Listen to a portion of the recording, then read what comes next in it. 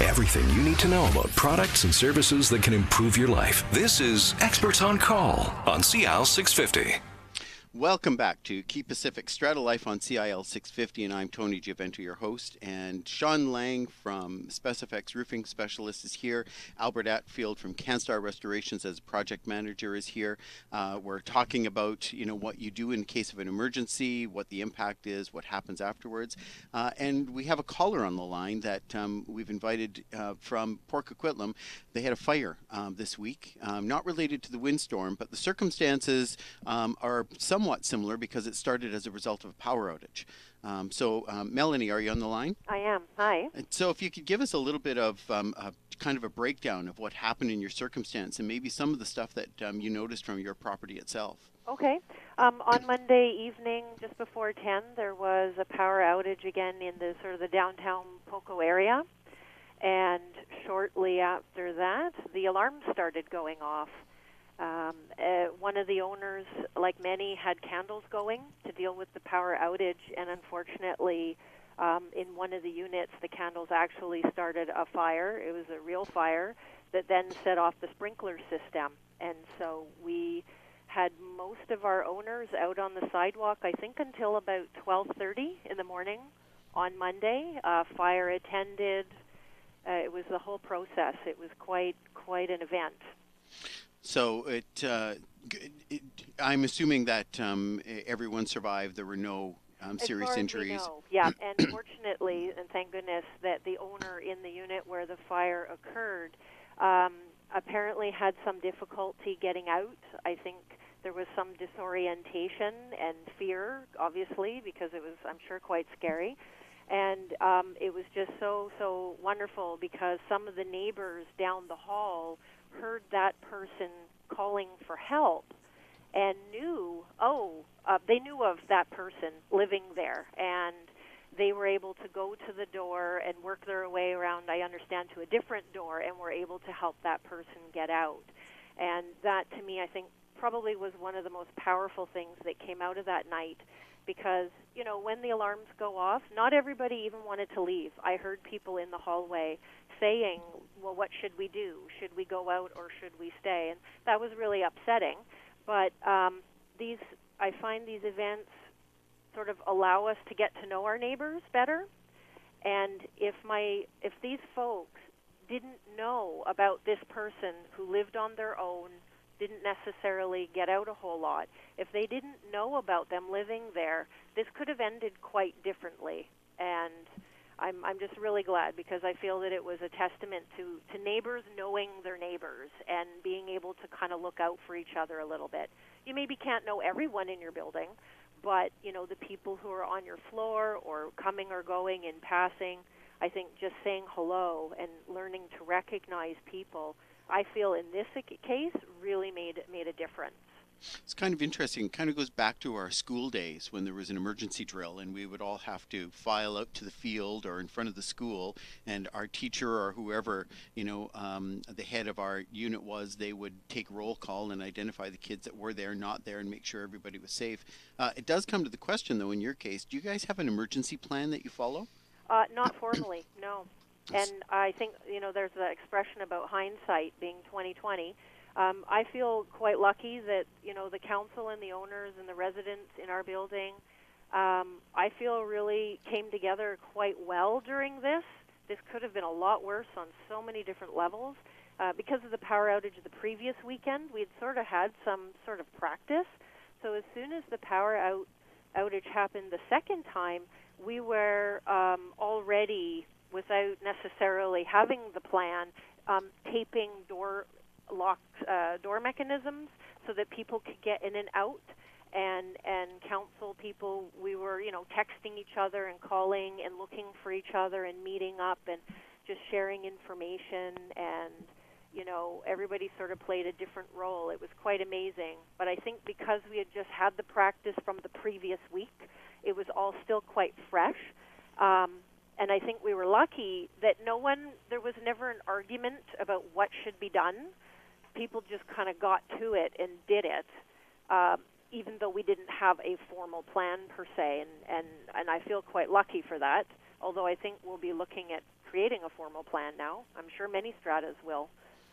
It's a lot easier if you have a sense of what to do and who's responsible for what is being done. Sure, That's for sure. I think also knowing what you're supposed to be looking for, because we can make the theory and the guess, but I hate to say it, but these two events have given us practice for realistic expectations and signage. What kind of signage can we have prepared? How can we communicate with owners about what's going on?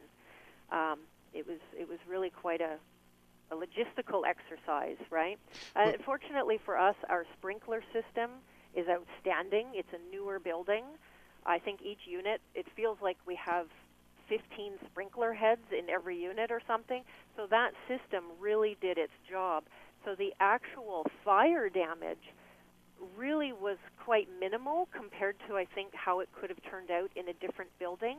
But of course, that meant a lot of water. And so restoration was on site fairly quickly. Obviously, the fire department was there.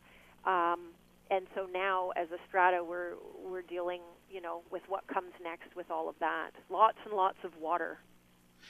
One of the things that also happens for many stratas, and I don't know if that occurred to you as well, but when buildings are shut down for power, there's emergency systems, their security systems are often shut down at the same time. And so building security becomes an issue. I don't know if you've experienced that as well. Yeah, we did. We have a fob system, and so this kind of brought to light questions regarding that. Different elements of the systems in the building run on different types of power. They last different lengths of time. So, the fob system, I think, has 2 to 3 components all running on different schedules. The lighting, the hallway lighting, owners were concerned. We had, last weekend, after 36 hours, the halls were dark, except for the exit signs. And my understanding is that, the backup systems are meant to get people out of the building, not necessarily have you in the building 2 days later with light in your hallways.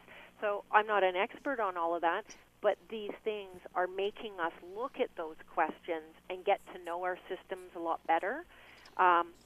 Specifically in terms of security, because of our fob system not being active, we actually, and we taped the mechanisms to the front doors just to ensure that people could come and go.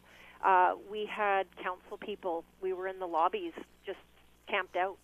And in fact, on that one night, we were there all night long doing shifts, just being a presence in the lobby just to make, because it was completely dark, right, other than the exit signs, just to make sure that there was a presence. And so, again, what if? What if people aren't available to do that? Do you risk locking people out of the building versus having it open for people to just wander in? Just lots and lots of questions have come up for us as a council and as a community to talk about. Well, that's excellent. Thanks for calling in. We hope your building restoration happens quickly and that your owners get back into their homes. And glad to hear that everyone was safe, which is without a doubt the most important question. Absolutely. Yes. Yeah. Thank you so much. Thank you. Bye-bye. So, Albert, we have damage to the building now. So the good news in this building is it was a ground floor unit. So it's not going to be a cascading water effect through multiple floors. The unit itself and maybe the unit next door have suffered water damage. What happens now? Restoration company comes in? Well, typically in a situation, from what I'm getting here, you're going to probably in the source unit want to pretty well remove just about everything in the general area where the sprinkler head was engaged.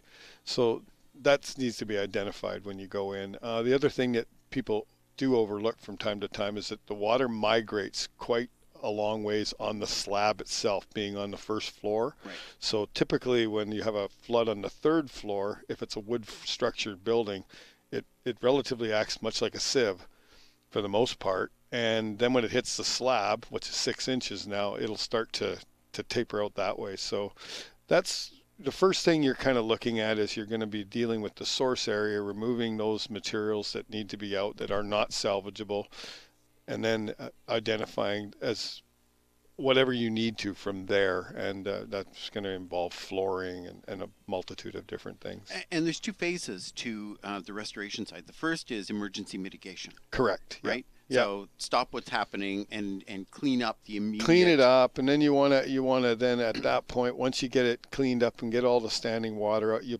basically put it into a mitigation mode, and you take it to the next phase, which may involve different types of tools to find the water. Right. So that's just an ongoing process. Right. We don't go in and just start tearing everything out, if you will. So.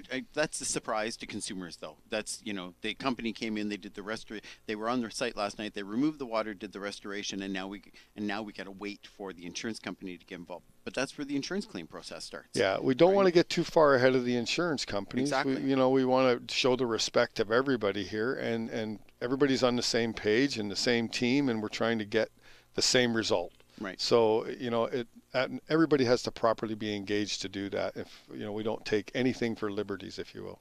So you're the emergency responders, but you're also then the contractors after the emergency responder is done, potentially, to do the restoration for the project, which will include what's left within the strata lot as well as the common areas. Correct. Could involve structure of the building, could involve Yes. a variety of other things, right? Yeah, and with a fire, once a fire is engaged, it could involve city inspectors and whatnot too. There's different types of engagement involved depending on the severity of the loss. Are there things that people should be asking when you do this? When you do these projects, are there questions that strata councils should be asking that they're missing? Well, I think for the most part, the questions that are being asked by the people that are helping manage the properties. So you want to rely on a good property manager to help direct the whole process in the right direction, and that comes with a good contractor. The strata councils themselves. On my thoughts, I mean, they rely a lot on that direction from their property manager, and that's part of being in a strata. If you have a property manager, there are a lot of stratas that don't have property There you managers. go. There's a right? different thing, and I would probably choose not to comment too deeply on that.